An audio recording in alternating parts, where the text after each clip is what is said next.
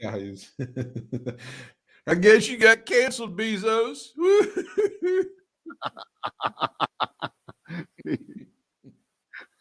Way to get canceled, loser.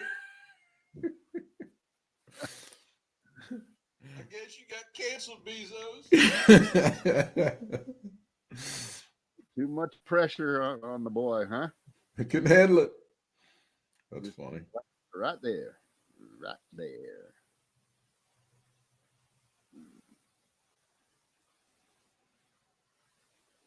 All right, my stuff is shared for all the world to see. Okay, would you like me to admit what show we've started to watch now? Oh no. And remember, here's what happens. Jane will say to Stephanie, "So what should we watch?" Oh, I know. And you tried to cut this off and you can't stop it. There's nothing you can do. Ready? Yeah. Let me give you a clue. The show is named after a city in Tennessee where a bomb went off about a month ago. Wow. Okay. So you're on the early episodes, right? Yep. Okay. When this show leaves ABC and you get into the whatever the CMT episodes, you're going to see a drastic cut in quality. That's all I'm telling you. Oh, so that's just the last year, right? Last year or two.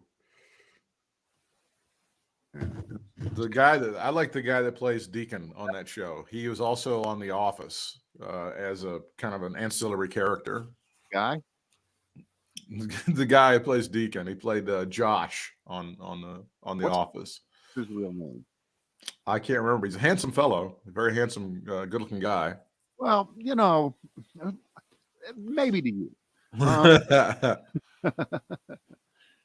I think the average woman would look at him and walk yeah, right by. No, he's nothing.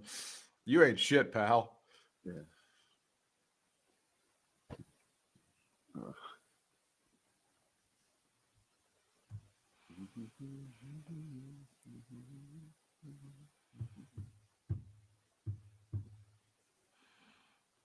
So how much of it did you watch? How much of what? Nashville. How much did you watch? Probably. You seem to know something about it. I probably saw at least 3 solid seasons of it. Oh, okay. There's some eye candy on there, and there's some of the stuff's really good. And I've always, Connie Britton, I've always had a thing for her for sure. You know what? She wouldn't know who you are. Of course she would not. I would not. I would be disappointed if she did. She doesn't know who you are. No, she's fantastic, and talked a lot about how her hair got a lot of attention. I know over the years.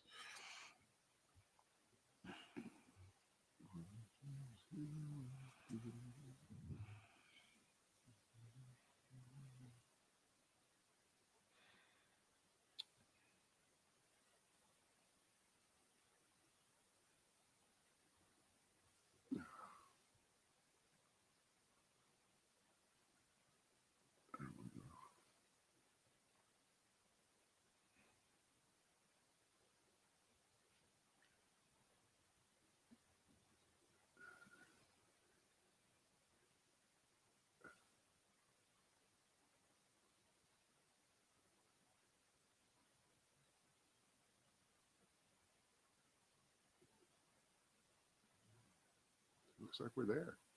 All right, buddy. And we're ready to we're ready to rock. All right. Sorry, let me die for a moment.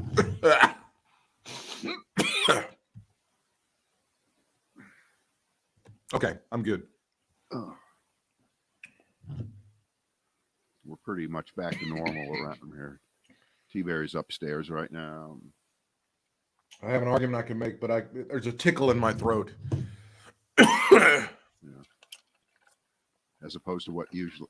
Sorry. Oh, geez, I don't know if we needed that. That's a little. I'm just going to stop. I'm going to stop right there. Let everybody complete the sentence. That's a tough one. Holy Lord. All right, ready? Yep. It is our Brad and Britt cast number 3 for this week. For those of you who count, and everybody does, so that's why we keep saying it. We're here at the 1:30 time-o in the Eastern time-o zone live on Facebook and YouTube and other things that we would be live on, and then catching us later on. Everything we're saying ages well, like fine Kentucky bourbon. Yeah, Fine that's Kentucky for bourbon. sure. All right. So I'm watching the TV on Tuesday night, watching the news channels like I usually do. And this is before we tap out and watch an episode of our newest obsession, the show Nashville, which was on a few years ago. Now it's on Hulu. We're catching it on the Hulu. Okay. There's a lot of good-looking people on that show, and they run the Democratic demographic thing. I like that show so much. We're thinking about picking up and moving to Nashville. Because you know that's where the music is. That's sort of they call it Music City, and I can understand why. Anyway, so last night in the 9 o'clock hour was when the remains of Officer Brian Sicknick of the Capitol Police, when they were brought in to the Capitol Rotunda in the 9 o'clock hour, and they were displayed right there. And I don't think we've ever seen a little box with the ashes of someone. Usually it's the casket and the flag is draped over it.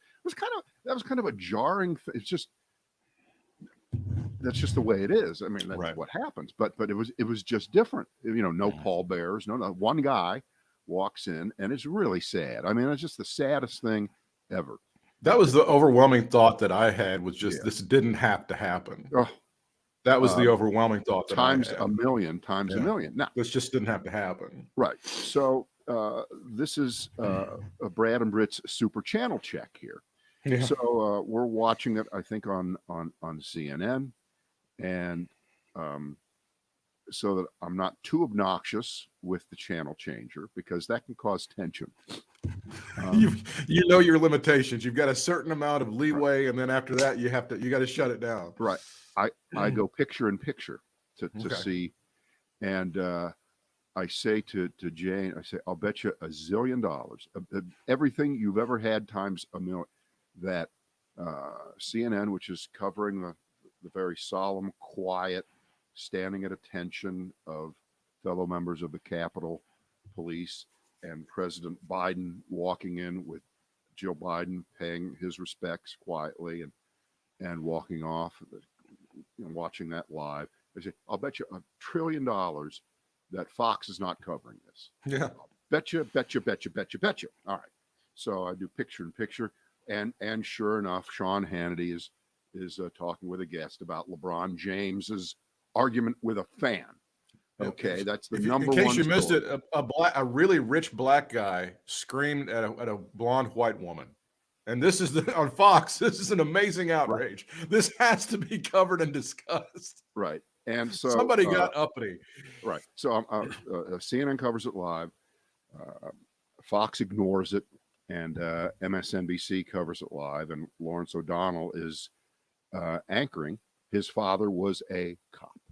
His father was a police officer. He's written books about police violence, very personal to him. Mm-hmm. But Fox, no. And Jane says, well, why wouldn't they be covering this? And I said, well, I think I have a pretty obvious explanation here. Because what's your answer? Clearly, no doubt about it, the wheels are turning. Fox is in this vice of idiocy, where they can't be as pro-Trump as they were, but anything less than being as pro-Trump as they were causes more of a revolt and more of their core viewership to run off to these other crazier channels, One America Network, Newsmax, and the rest. And the very sight of what you were seeing is a 100% reminder to everyone as to why that site exists. And it's because of Donald Trump, the hero of the story. The hero of your story, Fox. The hero of your story, QAnon. It's all one. It's, I was looking this morning when I was scrambling some eggs, and I thought, you break 2 eggs in the pan, and I mix them up in the pan. Some people do that. Some people don't. Some people don't. But I thought, you know what? it would be just as impossible to unscramble those two eggs and put them separately as it would be for Fox and QAnon and the crazy and the Republican Party to break apart right now. And that's the tension that you're seeing. And when a moment that you cannot argue about, you can't take sides on, because we know why everyone was there in that Capitol Rotunda. It's because of Donald Trump. There's just no other reason. And you can even borrow the old phrase that Congresswoman Ilhan Omar said a couple of years ago, which was taken completely out of context, but let's use it here, right? In the world of Fox, in the world of QAnon, in the world of justifying Trump, in the world of his defense team, some people did something on January 6th. Correct, some people did something. Some people and did we need to move on. But Britt, how can we move on if they put on these show trial type funerals, these ceremonies? We don't want to see that. So let's get back to LeBron James and his argument with the woman. And how white women are being discriminated against by uppity black folks. That's exactly. So I think that's my explanation. Do you agree or disagree, or add more color if you can? I think if Donald Trump had a Twitter account and he was able to tweet, he would just say that CNN is showing this to make me look bad. That's what he would have said. He would that is essentially what he would have said. And not getting any of it, not seeing any of what happened. It was January 6th was an absolutely historic day in my lifetime, in your lifetime, in all of our lifetimes. And this man, Officer Sicknick, gave his life in service for something that was so avoidable, so useless, and it's so sad. But he would have said that this was to make him look bad, and that's essentially why Fox said, we're not going to make Donald Trump Daddy look bad. And I thought about this when I was, Steve Scalise, the congressman, standing up there, and he's paying tribute, and I thought, you were the victim of something awful that happened to you, and yet you can't really denounce this in the way that you should. And there's the remains of the guy who had to pay the price for all of this bullshit. It really was, I started a joke. Everything was kind of fun, and we're just going to stir this up. And then eventually it got ahead of them. And now they can't even own the fact that they were really cheerleading this whole situation and they loved it. They can't even do that. And they can't even acknowledge what happened. So yeah, it was completely appropriate for them to show that. And again, I'm so sorry that Donald Trump had to look bad. Yeah, I think we all feel bad. we all feel terrible. It was completely appropriate to show it. And you're right. They can't deal with what happened. You get a cursory thing from some of the Republicans and some of the nobody's for that violence. No, nobody's for that. Yeah. And I took some screenshots in that moment where the Bidens were they're paying tribute, but I took screenshots of those three networks' websites at that moment, what was up there.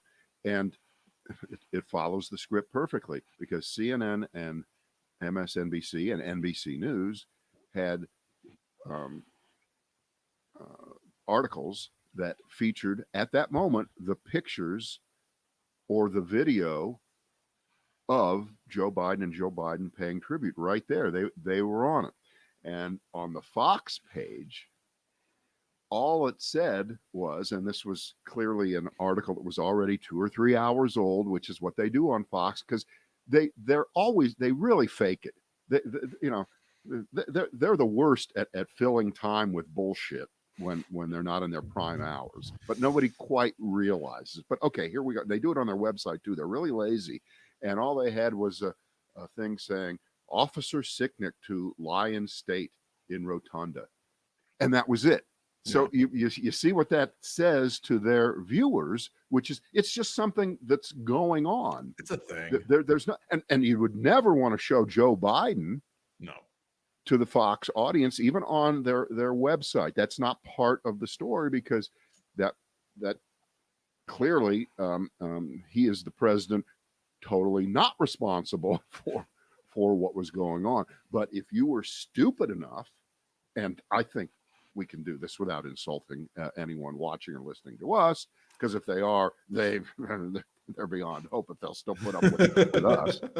But if you were stupid enough to believe for the last year and believe all the commercials that ran during the campaign that this is what happens in Joe Biden's America, and they would show these supercuts of protests from the summer and some buildings burning and some businesses being trashed, which again, here we go.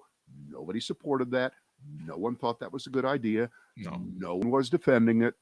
And because when someone, a reporter, would stand in downtown, wherever, and there would be tens of thousands of people peacefully marching, and there would be incidents in other parts of the city or in a 2 square block area, and boy, the fire looks great on TV. It's fantastic. And the reporters would say, it's a 99% peaceful march. And I would like to add that Alexandria Ocasio-Cortez did not exhort people to go burn and break shit before that happened in Minneapolis and Fort. There was no rally. It's not discussable. It's ridiculous. But if you fell for that, and you reach this moment where Trump is now the ex-president, he has no power.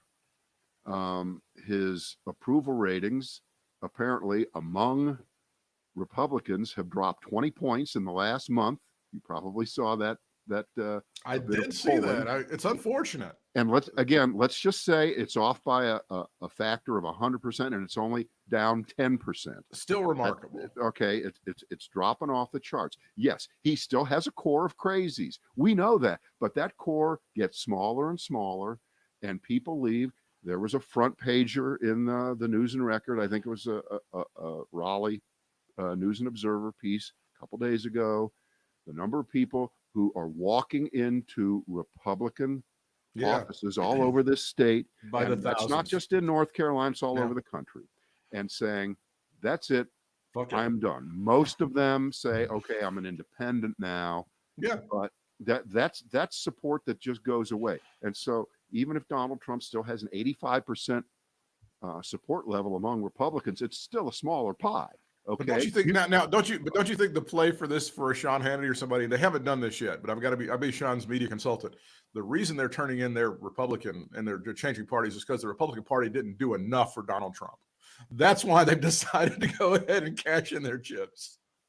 That to me, that's the insane play that they would make. Well, they can believe that if they want. They can believe that if they want. But clearly that's not true, and of course not. That's good comedy. But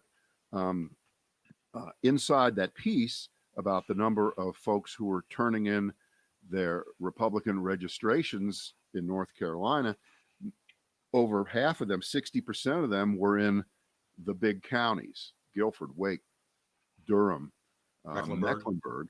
And again, what that tells you is that here in our big counties, where we got all highfalutin educations, and even some of the Republicans have woken up and said, "I'm out." But out there in Shitville County, North Carolina, and by the way, there are still counties that come up in the news. I still had never heard of them. I haven't heard of them all yet. Like Granville County, Clay County, Macon County, Hyde County. You don't know these? Right. But so it's not a total flush yet. No. But it's getting there, and I think the panic you're seeing over what to do about the problem child, Marjorie Taylor Greene, it's kind of delightful in a way. It's kind of delightful because it really forces them to choose, as what's going to happen at the impeachment trial next week. They're going to be forced to choose, and every time I read don't do this. George Will wrote a column. Don't do this. I'm going to go back to what Nancy Pelosi said last year before the first impeachment. Donald Trump is just not worth it. And that's how he ended his latest column a couple days ago, saying that it's just not worth it to do this. Of course he should be convicted. Of course, absolutely. But the process is not worth it. And I just couldn't disagree more. No. I could not disagree more that this has to be aired. I mean, we look at other countries that have made massive changes over the years, like South Africa, and they have truth and reconciliation commissions, and they air out their dirty laundry. It only took the city of Greensboro, about 35 years. With great controversy and a lot of gnashing of teeth, a lot of hand wringing. Right. On the same day that the hostages were grabbed in Iran, we had the Klan Nazi commie shootout in Greensboro, and nobody wanted to talk about it, forever.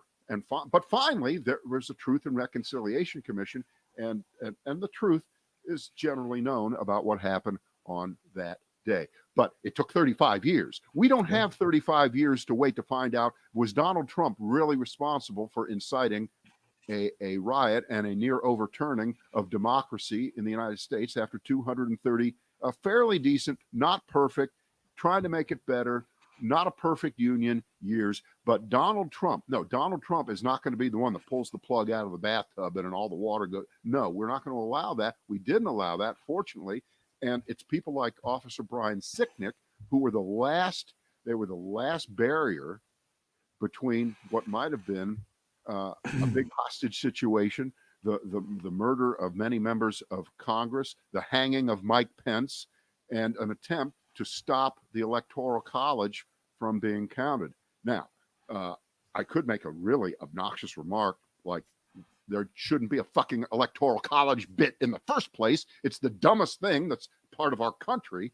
I can't decide which is worse.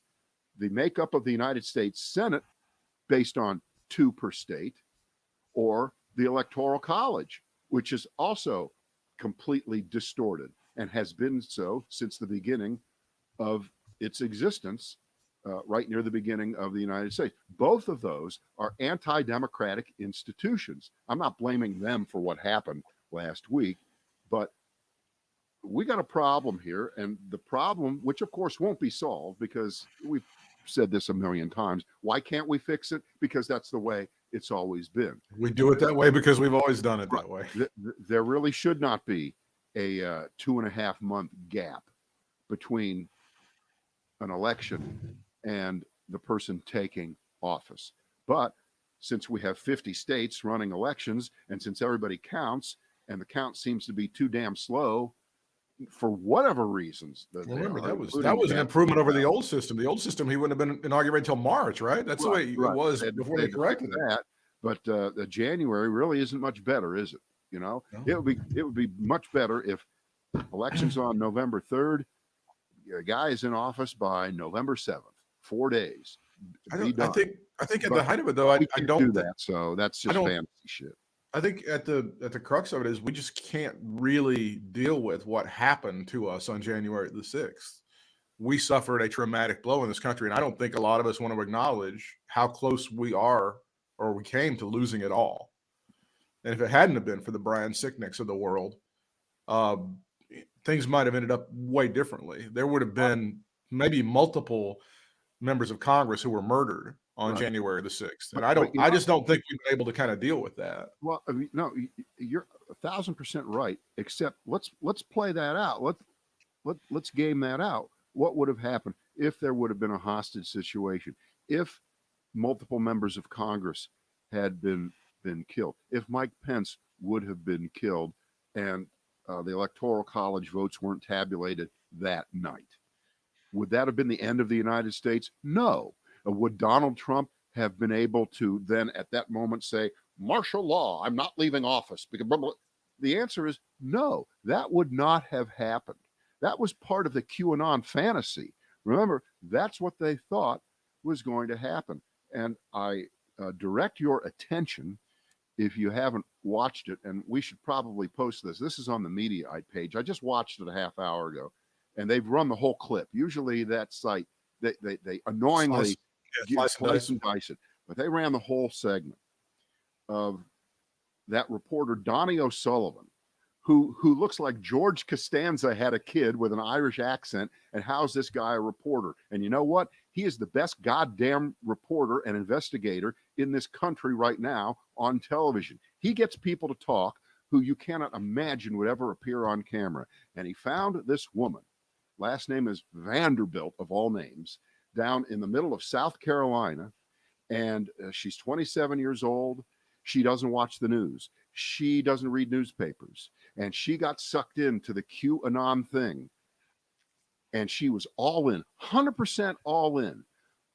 Thought the world was coming to an end, was in tears when Joe Biden raised his hand because she thought the TV was going to go dark. She thought that her children were going to be taken by the Democrat. She thought it was all over. She was fully convinced of the QAnon myth.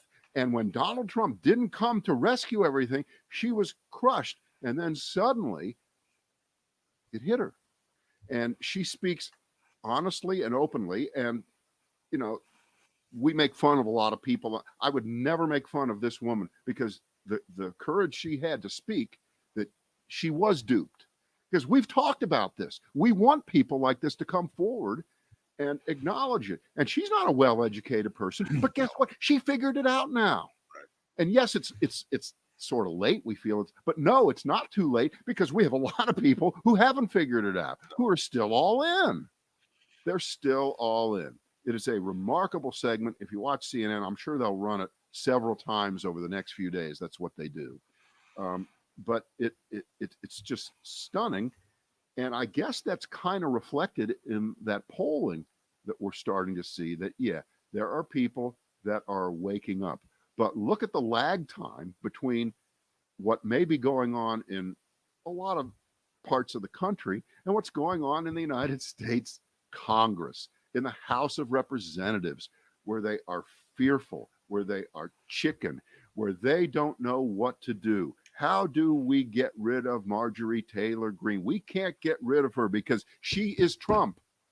She is Trump. She's a living, breathing example of him, and therefore his voters, however many there are left, even if he's down to 20%, it doesn't matter. That's enough for every one of these chicken shit Republicans to not denounce Trump, to not walk away from, not to become never Trumpers again, whatever you want to call it. Right? There's a new name for a group.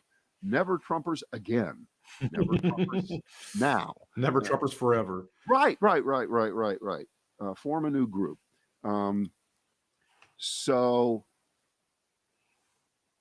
I don't know what they're going to do. I mean, at one level, again, I don't care, but on the other hand, I do care because they're so cynical.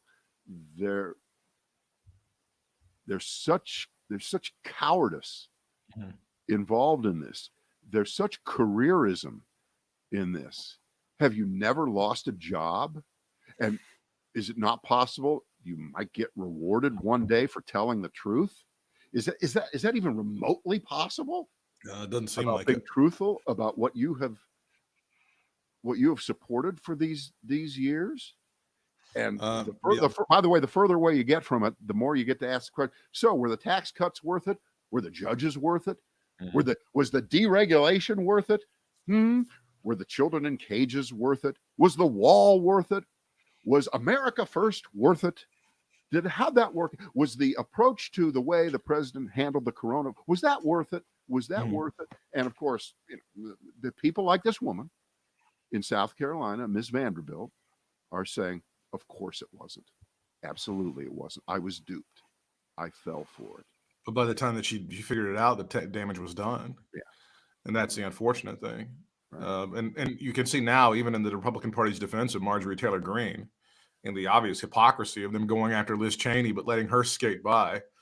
The Democrats are going to have to bring a vote trying to strip Marjorie Taylor Greene of her committee assignments. And that's the best that they can do right now. Meanwhile, Kevin McCarthy and the Republicans continue to shield this woman from criticism and any kind of real retribution for any number of terrible things, including giving a thumbs up to the assassination of Nancy Pelosi.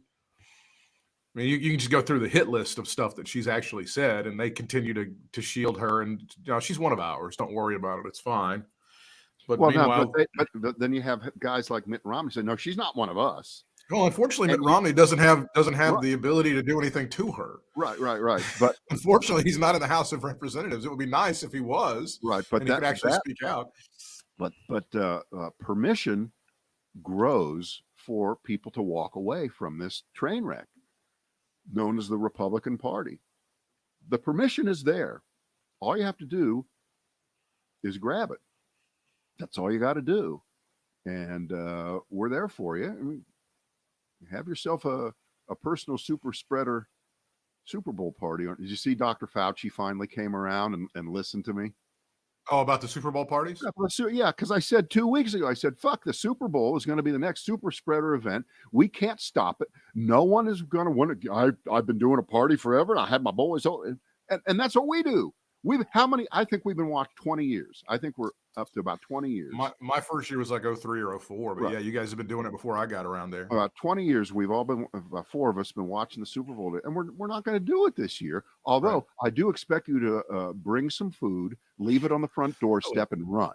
Okay, crab dip right there. Crab dip right on your front doorstep, and you'll be perfectly fine. Yeah, no, I mean, I think right now we're just kind of unwinding from all the bullshit from the holidays. Right. I think just now we're unwinding from all that. So we throw another super spreader event on Sunday. Don't start it again. Yeah. Don't please don't start it again. But we can't. And again, it wouldn't hurt the viewership of the game. More people, more TVs on, right? Theoretically. I don't know. Do they count the number? I don't know how they do it, but it seems like it's more of the. It seems like it works its way into more of the liberal attempt to kill football, which we love, except we hate football because they didn't do enough about those black people that knelt during the anthem. But those damn liberals are. Joe Biden's trying to kill our national pastime, which is football. I haven't heard that. You're making that one up. No, because I think Again, I'm predicting it. That's Trumpism. Yeah. And again, permission's given to everybody to not hate football or the NBA anymore because you won't please Donald Trump anymore by going along with his racism. I'm just predicting sports. Again, since he doesn't have the Twitter account, and don't act like the shit that I'm saying is outlandish, because again, if you turn over to Fox, they're going to lap me. They got nothing on what I'm saying. I mean, it's cancel culture and it's all this horse shit that they continue to say. So the stuff that I'm saying is not that out of bounds, and it's not that unpredictable of what these guys are saying. Hey, Britt, when we got fired at WBT in 2014. We were the first ever victims of right-wing cancel culture. I suppose that's true. We just didn't know what to call it. And if one of those guys had killed Nancy Pelosi and held her head out there for everybody to see, they would have been cheering that, as opposed to Kathy Griffin with a fake head. So it's just one of those things that I find very interesting. That one I agree with you on. Yeah. Please tell me that you saw Mike Lindell on Newsmax. Please tell me that you've seen this clip that they're showing on BI and all over the place. I've seen it. I posted it and I said, up until now, it was thought that the Kentucky Derby was the fastest 2 minutes in sports. I'm here to tell you that this clip from Newsmax is the greatest 2 minutes in remarkable TV history. We love Heather Childers, don't we?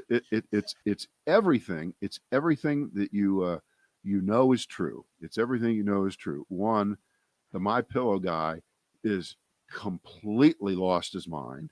Mm-hmm. And number two, the threat of $1 billion lawsuit will get your attention every time, because what happens in the clip, if you haven't seen it, is the two Newsmax anchors, Heather Childers and Bob Sellers. Right. They're both, Fox drop-offs. Okay, they're both Fox. Let's separate them. Heather Childers drank the Kool-Aid. Bob Sellers has a bit of integrity. Bob Sellers actually wrote some stuff that's on Huffington Post, so he's not exactly chugging the Kool-Aid. He's woke on this whole situation, and he's the guy that walks off the set. By the way, I would add it too. Right. So within 10 seconds, MyPillow guy starts in with I've got proof that the voting machines from Dominion were tampered with, and we've got to get a hold of all of them. We're going to do what we need to do, and it's going to happen. I'm going to show you all the proof Friday. And they, within 10 seconds, they're trying to stop him. They're talking over him. And why are they trying to stop him? Because they don't want to get sued. Because the legal department has told them we're going to get sued out of existence. Please, God, don't let this man do this. But he keeps talking, and you can't really hear what he's saying because he's knocked down to about 10-15% of the volume that you're hearing. You hear the two anchors trying to talk him down, and he will not be reasoned with. He will not stop. He just keeps going and going and going. And then Mr. Sellers finally gets up out of his chair and leaves, which is the worst moment in TV journalism since Dan Rather. When the U.S. Open Finals ran over 34, exactly. 35 Decided, years ago. I'm done. I'm out of here. I'm fed up. He left the anchor chair. We're joking.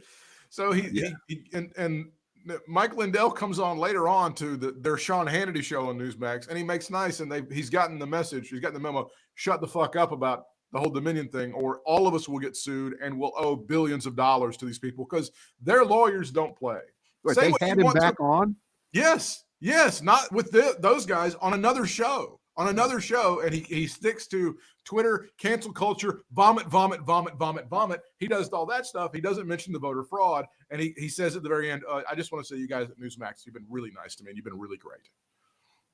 He says it. They've got all of that information on there. So now, well, because he knows he's running out of places that'll have him on. He's not on Fox anymore, right?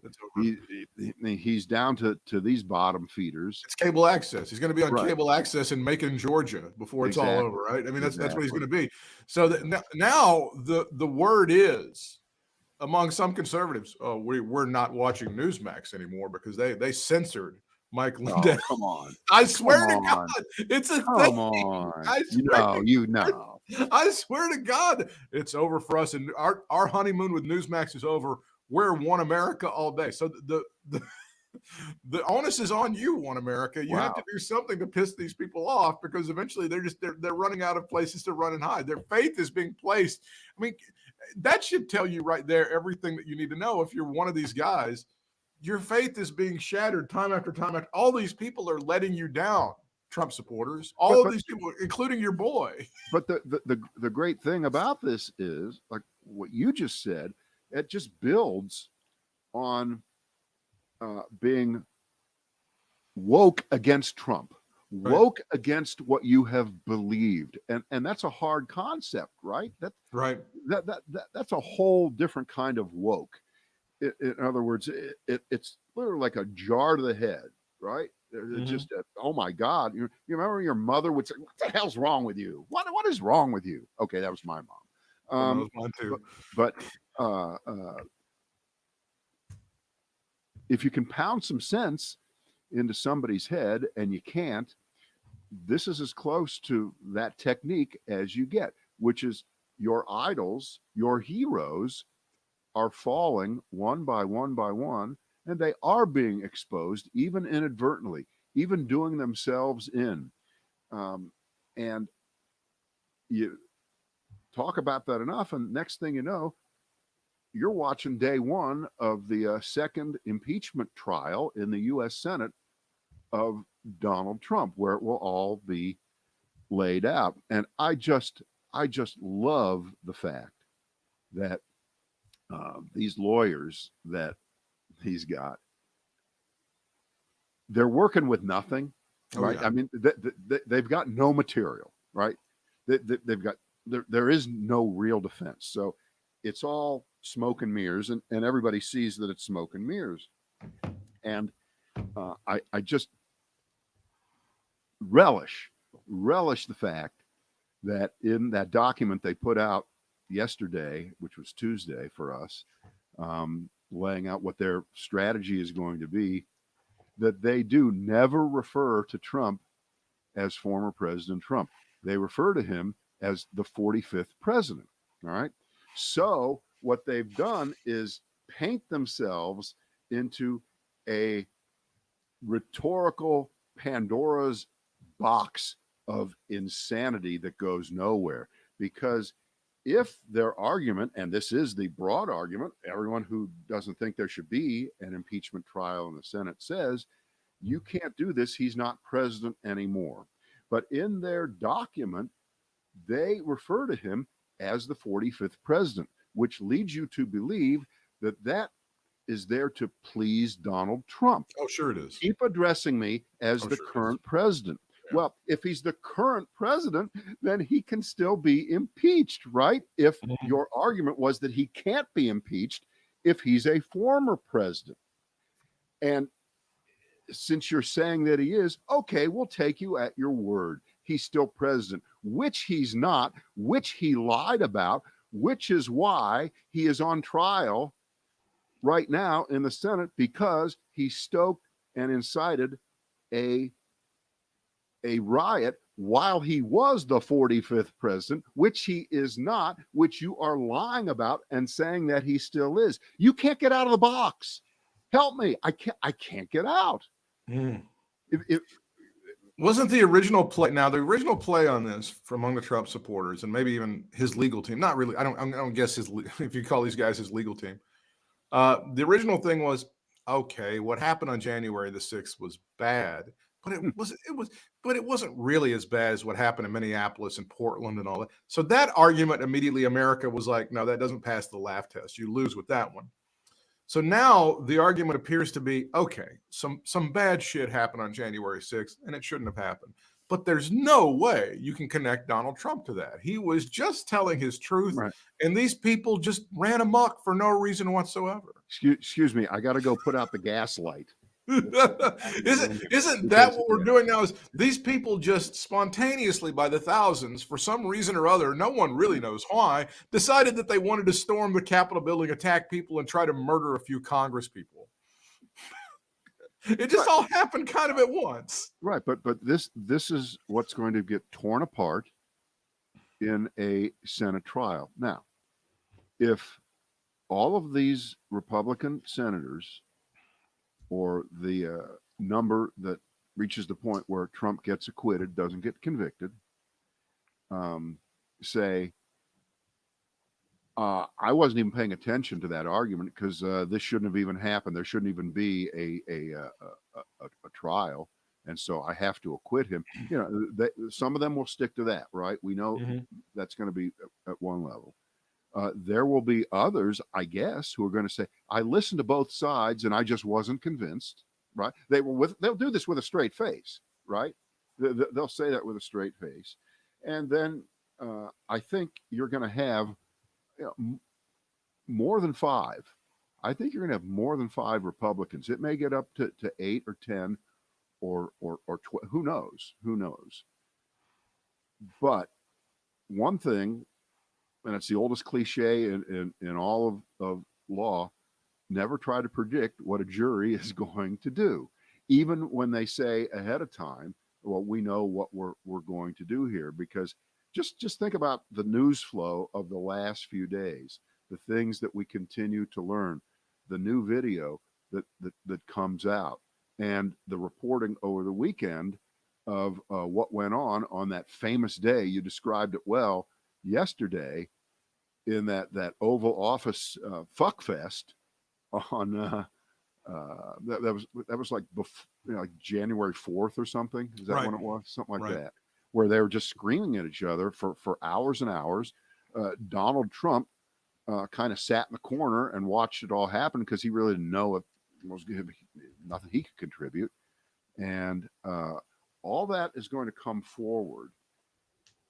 And since we know there is no defense, the only defense is your politics, your personal politics, thinking that to acquit Donald Trump will help you in your career and stay a United States senator in the next election. That's the only reason you would vote to acquit Donald Trump. And I think there's a lot of pressure there. I think there's more than we know for the Republican Party to ask for a divorce from Donald Trump. And since Donald Trump doesn't want to have the divorce be smooth, you're going to have to get rough with him. And the only way you really get rough in the divorce of Donald Trump with the Republican Party is to convict him and send him back to Florida forever and not allow him to run for office again. And you can see, and this is a very optimistic view, I have no reason to believe it's going to work out, but you can see the discomfort right now in what's going on below the surface with the Marjorie Taylor Greens and the hit that the Republican Party has taken and Mitch McConnell trying to play both ends against the middle, and wanting credit supposedly for the last few days of coming forward and denouncing Marjorie Taylor Greene, but not by name, not naming her, and waiting a month to congratulate Joe Biden. You get nothing. You get nothing, sir. Good day, sir. You are no hero, and you never will be. Your job for your own personal biography in the future is to try to be a slightly less vivid piece of shit in American history. And the way that happens is you give full permission to every member of your side to listen to the facts and then convict Donald Trump of what you know he is guilty of, which is unleashing a crowd that almost killed you, that almost murdered you. And if you can look, we all know what Stockholm syndrome is, right? Where you become sympathetic with the kidnapper, right? Yeah. Exactly. Well, what is this? Well, this is not Stockholm syndrome, right? I mean, this is Stockholm inhabitation of the bodies of the Congress, right? Invasion of the body snatchers, sure. He didn't just capture you and hold you for 4 years and deprive you of light and decent food and then let you go, and you became sympathetic to him. But this isn't one of those. This is worse. Much worse. This is worse. That's absolutely worse. Okay. He's doing nothing for you. No. He's done nothing. Well, but I think that's the point. That's the only time they really turn on him is when they think it's going to be bad for the Republican Party. That trial balloon that about a month ago that Mitch McConnell floated, like, I don't know. I'm not really sure if this is going to be a good thing for. And then he immediately went back to defending Donald Trump because he got a lot of criticisms for it. I think that they don't see right now. They think they still have a lot of juice in this left. And if they turn on Donald Trump, it's going to be more detrimental for them. I think that's their calculus right now. Now, does that change day by day with those polls that we were talking about earlier and all that other stuff? I think it does. And so, especially that poll gets confirmed elsewhere, and it's likely to. It's probably not an outlier. So we can move on from Donald Trump and go straight to Junior and nominate Donald Trump Jr. for president for 2024. He's a real popular figure in America. That's the play right now, isn't it? No. That's not the play. Ask all the other senators who are in the Republican camp who want to be the next nominee. No, they're not handing over the keys to the castle to Don Jr. And yet they are. By the way, a known idiot. Oh, okay. Without question. But guess who you're seeing staying out of the spotlight right now? Ivanka. I'm telling you, the PR initiative to try to reframe her. Oh, Britt, my God. Britt, the name is dead in American politics. I truly hope so. The fact that the name as a brand for businesses is dead. DEAD, dead. The hotels are dying. The resorts are on their back. You know what was dead a couple of weeks ago?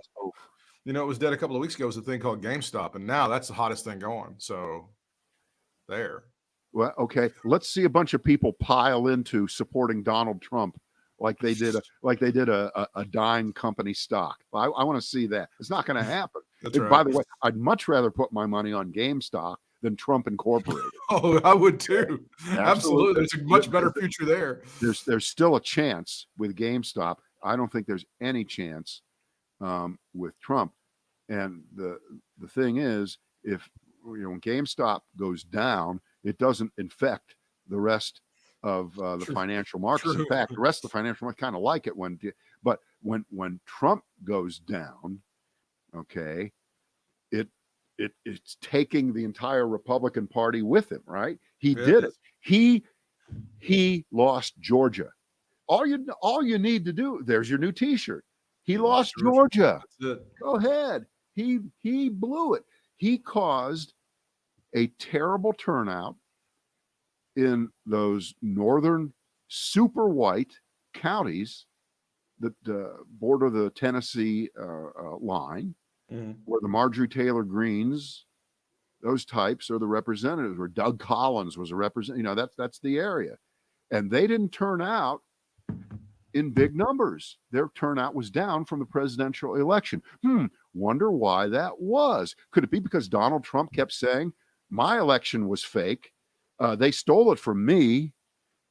Well, then what reason was it for white people who support Donald Trump to go out and vote in the next election back on January 4th for the 2 Senate seats?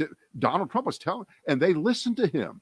You don't get to play the game of, well, they selectively listen to him and they know when he's joking. Yeah, and right. They know when he's serious. And that, they can really distinguish because, Donald Trump is not much of a con man at all. He's very sincere in what he said. No, was he joking on January the 6th? Was that a joke? Right. They listened to him and they didn't show up. And as a result, they lost those 2 Senate races. They couldn't figure out a way to gerrymander the entire state. They try. They're going to work Believe on me, it. they try. The voter suppression machines are cranking it out in every state in the union where they're able to do it, where there's a Democratic by the way, I read a piece the other day about Pete McCloskey. You remember who Pete McCloskey is? No. Pete McCloskey was a member of the House of Representatives in the late 60s, early 70s. He was a true maverick. He was a maverick, right?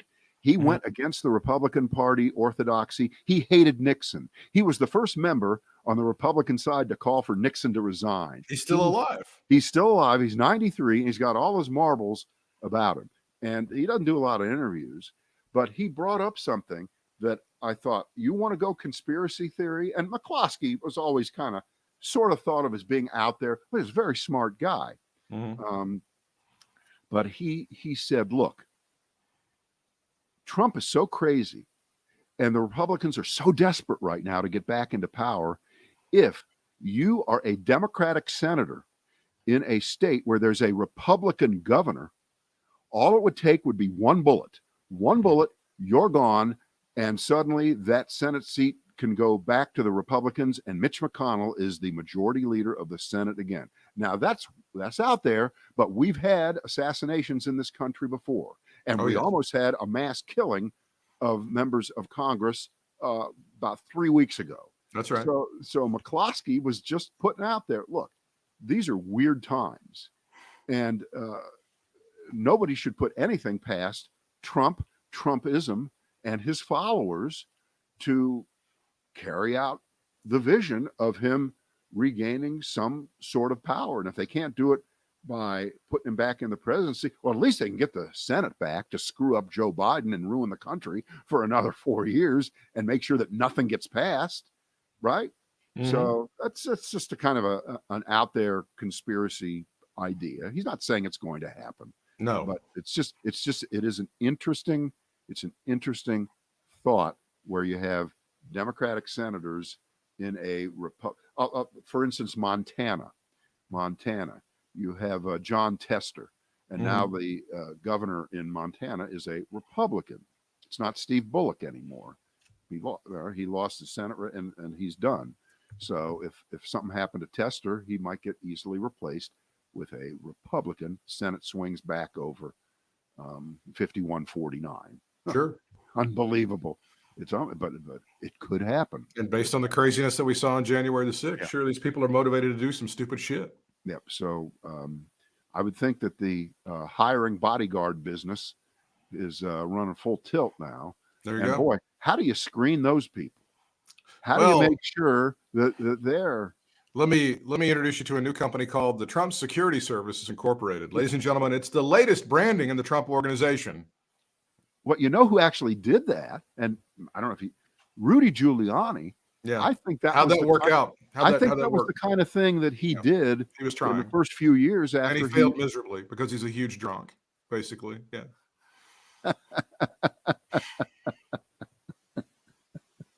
See, if this was Newsmax, you'd walk off the set. I can't say that Rudolph Giuliani's a drunk. Oh my God, we'll get sued. Wow. I'm leaving. How's that? Goodbye, guys.